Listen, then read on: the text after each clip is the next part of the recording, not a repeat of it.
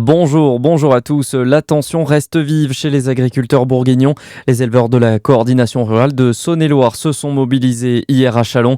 Ils ont organisé une marche funèbre pour symboliser la mort de l'agriculture française. Une action notamment pour sensibiliser la population sur les conséquences du traité de libre-échange avec les pays du Mercosur. La présidente de la Commission européenne, Ursula von der Leyen, était au Paraguay hier pour ratifier l'accord. La France s'y est notamment opposée. Autre mobilisation à Dijon en soutien au peuple iranien.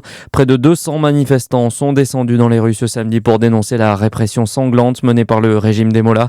Ils se sont réunis en nombre sur la place de la Libération à l'appel de plusieurs organismes tels que la Ligue des droits de l'homme, la CGT ou Amnesty International.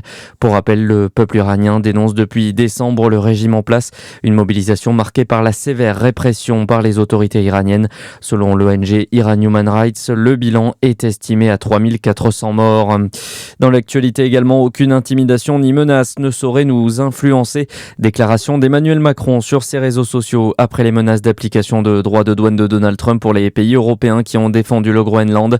La France est attachée à la souveraineté et à l'indépendance des nations en Europe comme ailleurs, rappelle le président de la République.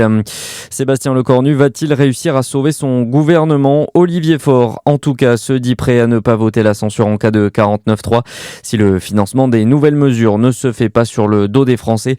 Invité du 20h de TF1 hier soir, le patron des socialistes souhaite avoir le plus rapidement possible la copie complète du budget après les annonces du Premier ministre pour qu'il n'y ait pas de flou.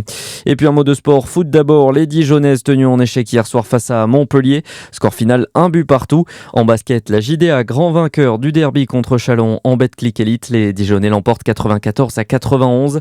Du basket également chez les féminines en Coupe d'Europe. La JDA affronte les Danoises de Viborg à 14h. Bonne journée sur Fréquence Plus.